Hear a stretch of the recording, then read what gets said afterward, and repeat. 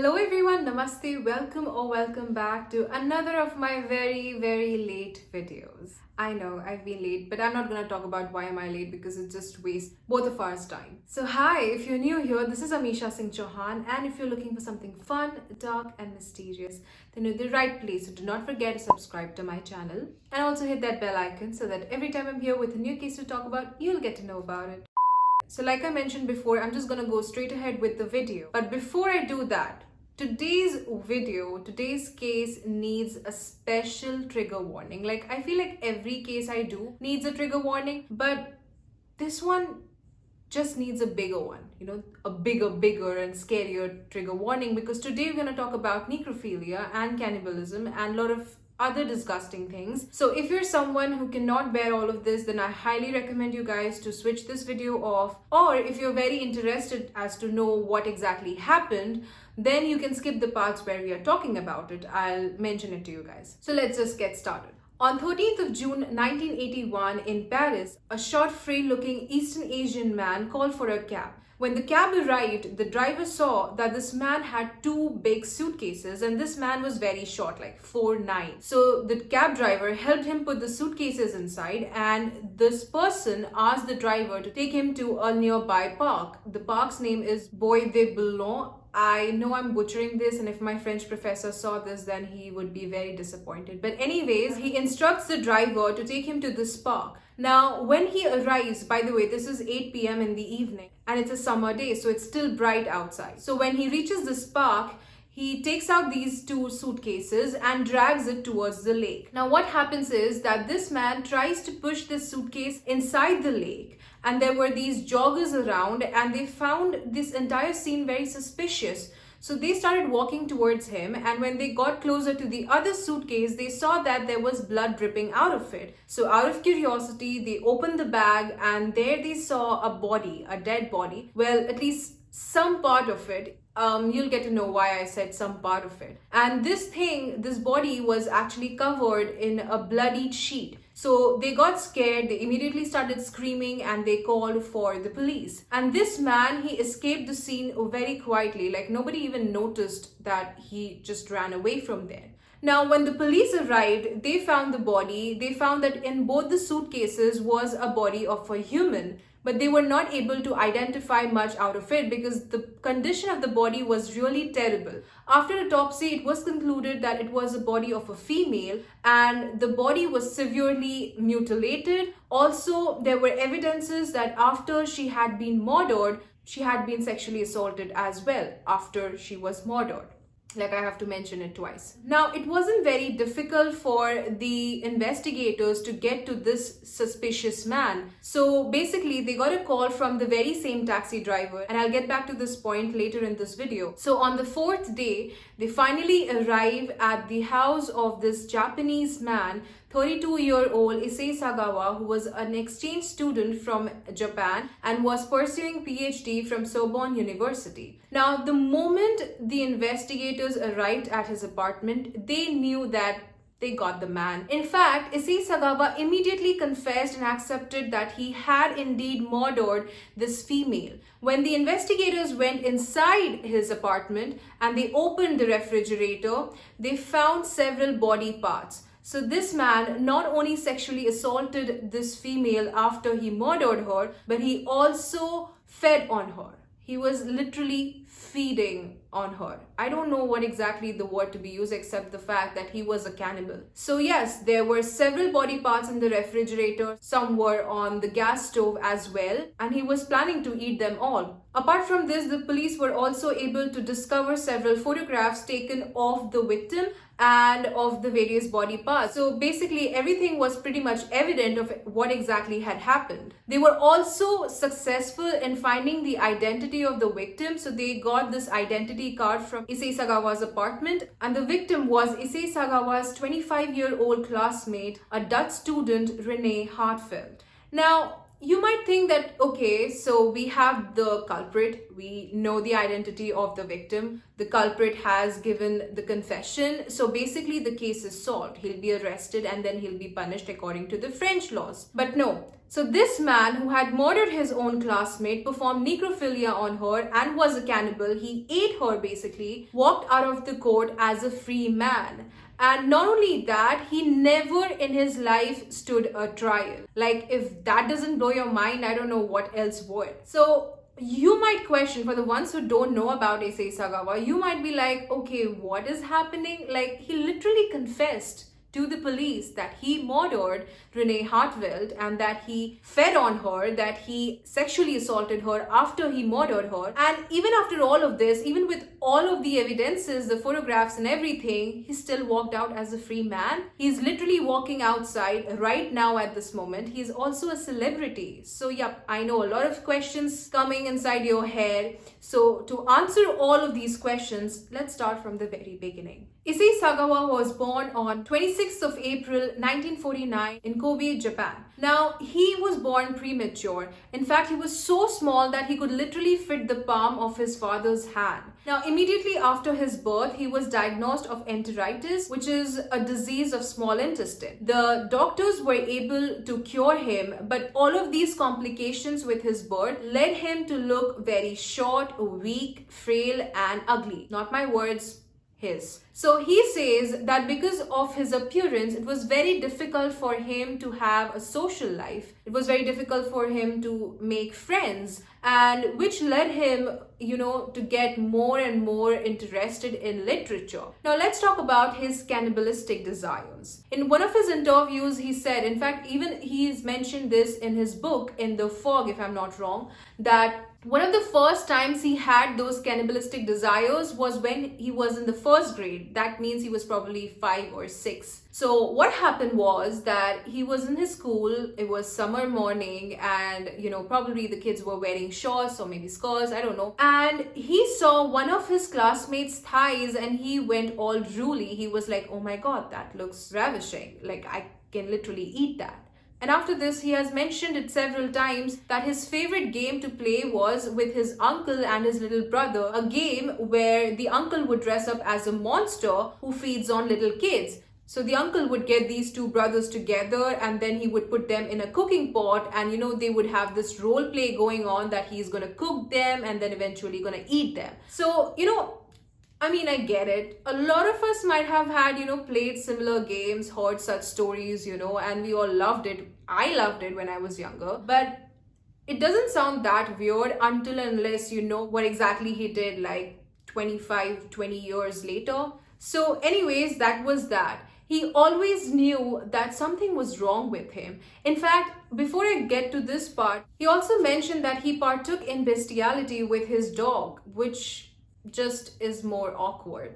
So anyways, like I was saying, he always knew that he was weird, like he was not normal, whatever that is supposed to mean. In fact, he also once said that it felt like he was from a different planet where cannibalism was normal and like a meteor or something, he just dropped on earth and his mother saw him on the street, pitied him and just took him with her. I don't know. So yeah, he knew that he was different. He knew there was something wrong with him. In fact, when he was 15 years old, he decided to go see a therapist, but then he got cold feet. Maybe he felt like, the parents would get to know about it. Maybe the family would get to know about it and he would be, outcasted. Maybe the society wouldn't accept him. I don't know. But basically, he did not go ahead with therapy. Now, as he grew older, his cannibalistic desires got more intense. His craving and hunger for human flesh, for white women, human flesh, got much more stronger. So much that when he was 24 years old, he was getting his degree from Waco University in Japan. One day, he saw this white German woman on the street and he immediately had this feeling that he wanted to eat her. Like usually when you see a beautiful woman, you are like, okay, I might ask her out. But this man, he was like, oh my God, she looks delicious. I want to eat her, literally. So what he did was he started following her around. And then one day in summers, he actually slipped inside her room and she was taking a nap. She was half naked, so it was like a bingo for him. And he looked around for something and he saw an umbrella. So basically, he thought that he would take the umbrella, hit her, and get her unconscious, and then he would eat her up. By the way, he said that he never really wanted to hurt her, he just wanted to eat a part from her thigh, as if that wouldn't hurt her. So yeah, he had this plan that, he's gonna get her unconscious, eat her up, and then run away from the scene and everything will be normal. Now, before he could execute his plan, his knee actually brushed the side of this woman's leg and she woke up from the sleep and she saw Issei Sagawa. She got scared and she started screaming. And this man, he got scared as well and he started running away from the scene, but he was only 4'9" and this woman was pretty tall, so she overpowered him and she immediately called the police. Now, when the police arrived, they arrested him for attempt to rape. Now, the thing is that he actually accepted that he was trying to rape her and did not really confess or did not really tell the truth that he was actually planning to eat her up, because he knew he'll be in far much more trouble when he accepts that. So after this, here comes the entry of the rich daddy. So the father, he comes into the picture. Oh, by the way, if I hadn't mentioned before, he came from a very rich family. Like his father was CEO of some water company. Grandfather was an editor of a prestigious newspaper magazine. So yeah, he came from quite a wealthy family. So the rich daddy comes into the picture and he pays off this German woman and all the charges against Issei Sagawa just drops. After this, the family knew that, we should send him to get some help. So we send him off to a psychiatrist and the psychiatrist concludes that he is very dangerous. Now, before this point, we might not be sure if the family knew about his desires, about his weird cravings, but after the attempt to rape incident, the family definitely knew that something was wrong. So you might think, okay, great, so they sent him for medical help so he would get treated or something, but no, there's no medical treatment. In fact, after this, he goes on a cruise to a vacation to Greece. And while he's on this cruise, he actually meets a butcher and he gets very interested in the profession of butchery. Is that even a word?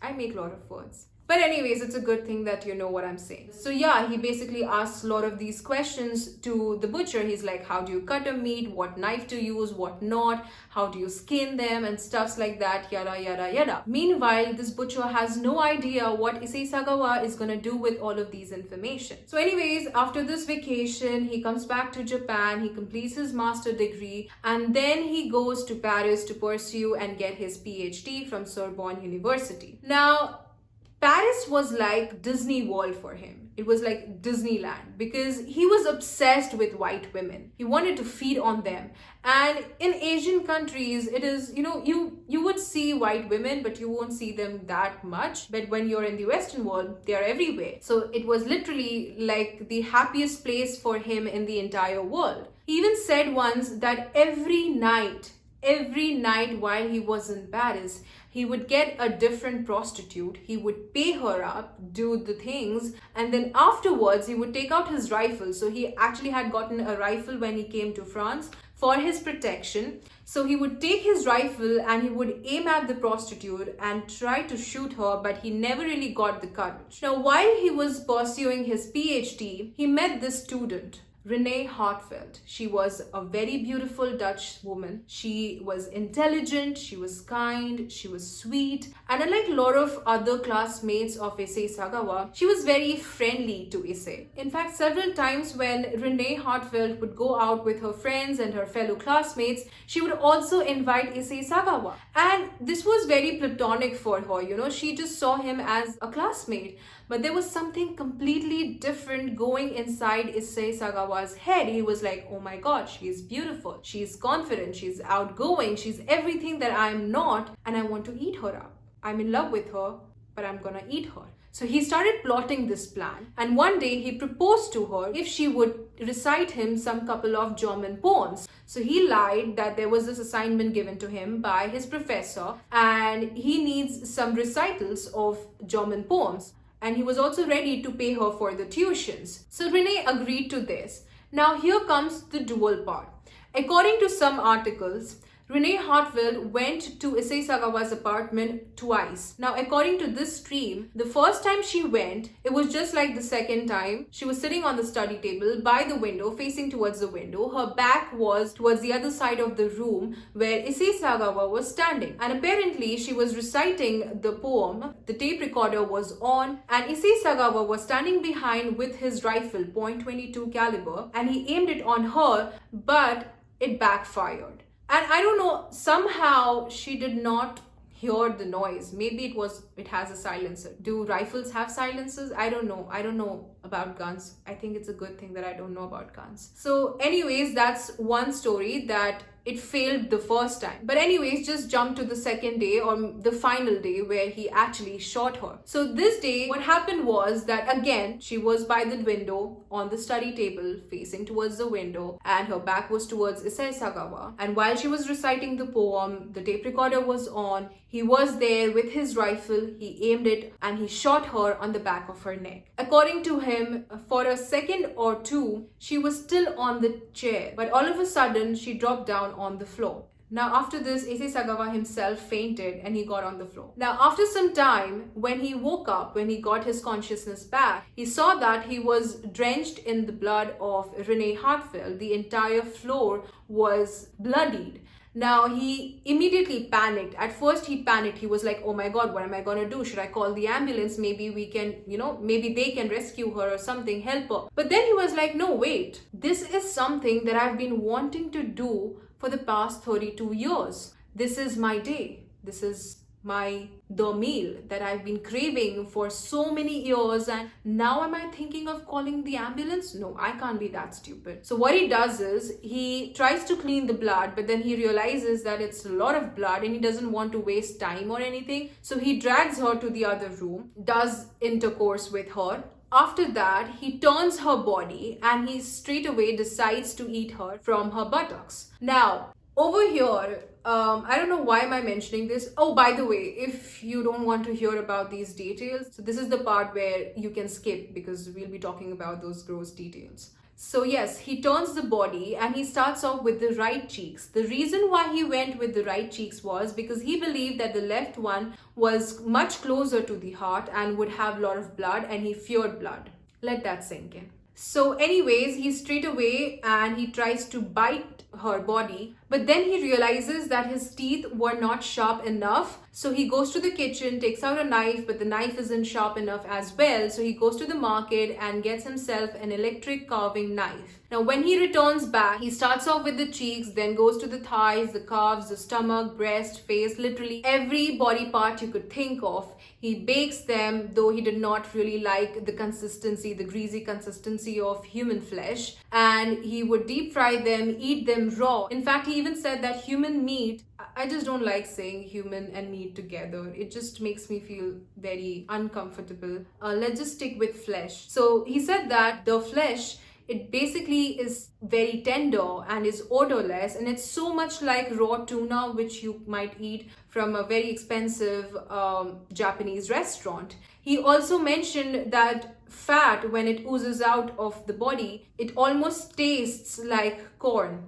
Now, on several different occasions, he has said this again and again, that he never really was intending on killing her. He just wanted to eat her alive. And that is one of his regrets as well. He regrets not eating her alive. He also confessed his love in French to Renee Hartwell after murdering her. Now, after he was done eating her, he would take whatever was left of her body and place it on the bed, and then he would sleep off with her. Now, this kept on going for 2 days, and after 2 days, he realized that eventually the smell would start coming and people would start noticing. So he does not really have a lot of time. So what he did was, he took all the body parts, all internal organs that he felt that he could eat and could be stored in the refrigerator for longer duration. So he took those all out and then chopped the body, the leftover body, and packed them up in the suitcases. Now you know what exactly exactly happens next? He calls for a taxi, the driver comes. Now, that reminds me, the taxi driver actually mentioned that when he was helping Issei Sagawa to put the suitcases in the taxi, he actually asked him, like, what exactly is in these two suitcases? Why are they so heavy? Do they have corpse or something? He just joked about it, And Issei Sagawa was like,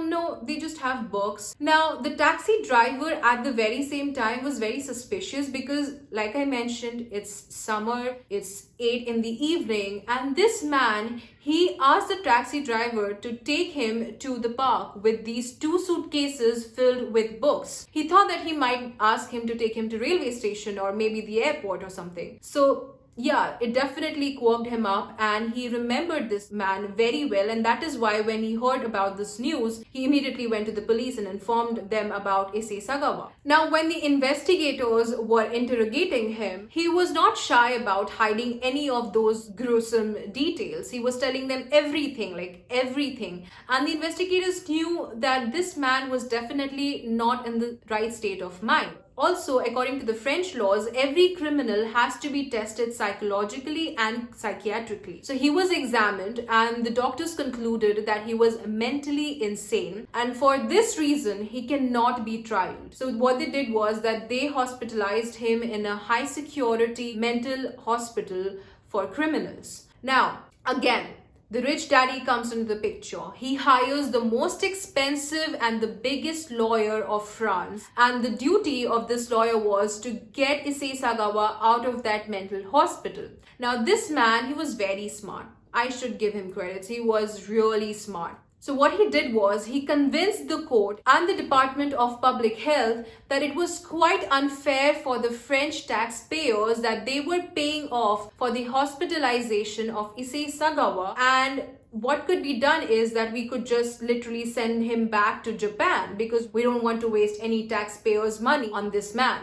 And the court and the Department of Public Health got convinced. They were like, great, that is a nice appeal. So what they did was they allowed him to go back to Japan, but under one condition, and that was he should never set his foot back in France. And he was agreed, and he was happy about it. So 34 months after his confession of murdering Renee Hartfeld and of his cannibalistic and necrophiliac act on her, he walked out of French court free. Now, when he came back to Japan, since the crime had not been committed in Japan, he basically was a free man. So yes, the moment he would step his feet in Japan, he would be walking free. He would be an innocent man. But the family knew one thing. The family knew that if they get him back to the norm, like, a normal person, then the media, the people would attack them and would target them. Because, everybody knew about this case. Everybody, all the top magazines and newspapers were covering Issei Sagawa's case. So what the family did was they convinced a mental hospital to hospitalize him for some time, and then eventually 18 months later he checked himself out of the mental asylum. Like anyone would do out of a hotel, he just checked out of a mental asylum under no supervision of medical care or law enforcement. So yes, he is basically walking as a free man in Japan, and probably, I don't know, anywhere, like not in France, but anywhere around the world. He could be here in India, I don't know. And there's nobody checking up on him. Now, the thing is that this definitely is very unsettling. Imagine what Renee Hartfeld's family would have been going through after hearing that their precious little girl's murderer is just walking out as a free man. They never really spoke out in the public, but then one of their close associates said that it was a miscarriage of justice. Now, for Issei Sagawa's family, there were consequences as well. In fact, his little brother developed stress-related asthma. The father had to resign from his high-powered job, and the mother also tried to commit suicide. And in several interviews, Issei Sagawa said that he regrets what he did. But the reality is that his actions are completely contrary to his words. I mean, he wrote a book while he was in custody in Paris. The book's name is In the Fog, where he's talking about a man who is in love with his classmate and eventually murders her and, eats her up and sexually assaults her after murdering her. So basically, he wrote a book on himself. And if that wasn't enough, he writes 19 more books on his crime. He's produced, directed, and in fact starred in several adult movies where the plot was the very same as his crime. He goes to several TV shows, he does interviews, he reviews and critiques restaurant food. He even gives lecture and is part of a symposium in a university in Japan. So basically, he's living the celebrity life. He is a celebrity. He is making money out of what he did. I mean, I completely get it. A lot of criminals, they talk about their crime. Doesn't really mean that they are boastful. But when you're making a movie, like he literally has this movie which is shot in some thing, which is look-alike of Holland, and the woman is actually half Dutch, and he's like reenacting the same thing, everything. So it kind of just points towards the fact that he is boastful and he's proud of what he did. He definitely does not regret it. Like, that is my opinion then again. And he himself has agreed that even today he is not cured at all. He still has those cravings of cannibalism. It's just that his taste has shifted from white women to Japanese women. And in a recent interview, he said that he hates white women and he finds Japanese women to be the most beautiful in the entire world. And the fact that he is walking as a free man in Japan with so many of these women around and he's not supervised, there's no one to check if he's doing anything wrong, what is he doing. So yeah, basically we don't know how many people he could have hurt, how many innocents' life he might have had taken. I mean, nobody knows. Now, the biggest question that comes is why? Why did he do what he did? And, for every individual, the answer varies. Let's talk about Issei Sagawa over here. So from a very young age, he was spoiled, he was overprotected. He never really learned how to suppress or, control his impulses. At the very same time, he also explains that his libido and his appetite are both connected. And for a normal person like you and I, it would be very difficult for us to understand him. Again, not my words, his words. But if you dive a little bit deeper, there is this thing that he keeps on mentioning again and again in several of his books and comic books and movies and interviews. And that is that he was short, frail-looking, ugly man. And he was obsessed with these beautiful, white, tall women who were so confident and outgoing. So in some way or the other, when he saw Renee Hartfield, when he believed that he loved her, I'm not saying that he really loved her, but when he believed or has this,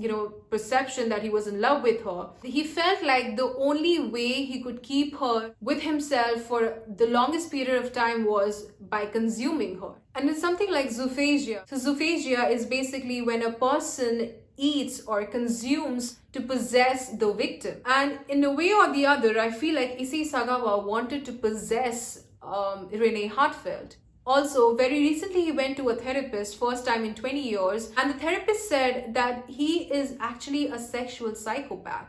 For him, it is very easy to objectify a human, objectify anyone, anything in fact, and he cannot feel emotions. So it is very difficult for him to imagine that the other person can be hurt. And that is why he is such a dangerous man. And it really scares me thinking because, his identity is also changed. Like people know about Issei Sagawa, but they have no idea that this man, maybe they're traveling in a bus and they have no idea that the co-passenger is actually Issei Sagawa because he goes around with another identity. And all of this is just so disappointing. Like, he's making a lot of money from all of this. He is basically living his life and he says that he regrets it, but I don't think so he regrets it. To be honest, I just don't feel that he regrets it. And I feel like, yes, he is sick.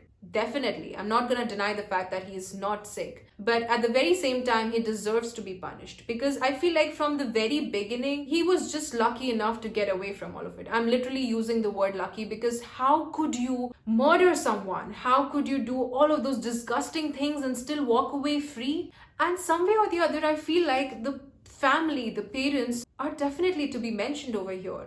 I mean, I get it. There is a possibility. They had no idea about his cannibalistic desires. But when he tried to hurt that German woman, how could they not do something about it? Like, just sending him off to a therapist was not enough. Making sure that he gets treated could have changed so many lives and could have helped so many lives. So yeah, I really don't have much to say. I mean, I think I've said enough and I have to go sleep after this, but I think I'm gonna watch an episode of a K-drama because this is all just too much. It's too much. It's very, I sometimes feel like, am I okay? Are we okay? Like we talk about these things, we definitely okay. I know we are okay, we're great. So yeah, here we come to the end of this video. I want you all to give me your suggestions, your opinions, just talk. I love talking. I get bored at home, I don't stay at home much. My college has started and I'm literally in my college campus for almost 9 to 10 hours, and I'm not kidding.